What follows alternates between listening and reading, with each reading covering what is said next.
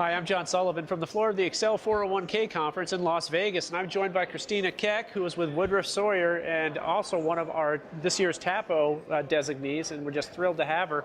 And we were talking a little bit about how you go about some of the retirement planning and getting people enrolled in some of the higher rent districts, if you will, some of the higher income areas. That almost makes it harder, which is somewhat surprising. How is that? So, John, I tell you, living in the Northern California area, and our firm has a pretty large footprint in San Francisco and also down in Los Angeles and SoCal. And we work with a lot of employees who struggle with that. We have a challenging real estate environment. You know, we have student loan issues. We have a high rent district. So they are faced with a lot of decisions. You know, where do I put my dollars and when do I put my dollars where? Because there's just competing interests. Burning Man concerts, you know. Kate Spade purses.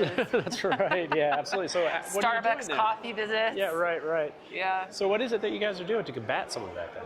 What we're really trying to let people know is we have a sense of delayed gratification is hard to communicate to an employee, right? So going out to lunch or happy hour, buying that purse today feels good. And to an editor, actually, but go ahead. Yeah, absolutely. But what we really try to do is help employees visualize what that dollar amount represents in retirement, and even to the point of some of the other speakers today, keeping it as simple as 1%. A lot of employees think 1% is 10%, 10 cents off your paycheck, and 1% is is 1 cent per dollar.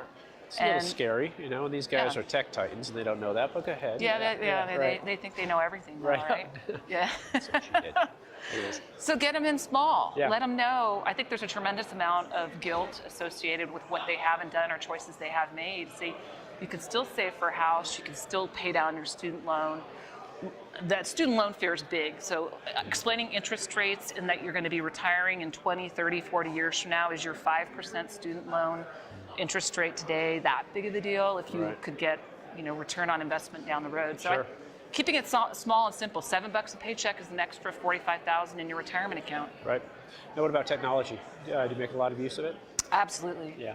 Absolutely. So we were just talking about this in a financial wellness workshop this morning, that we're very close to launching a texting capability. Wow, great. And that's huge because we throw emails around all the time, and the open rate on a text message is 90% within a minute. And compliance issues and all of that, it still fits? It'll all fit. It's all done legally. There's the opt-out provisions and that sort of thing. And then it's not the right fit for all clients. Sure.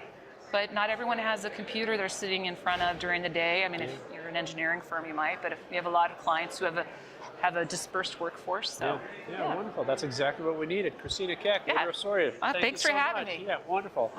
Once again, I'm John Sullivan with 401k Specialists.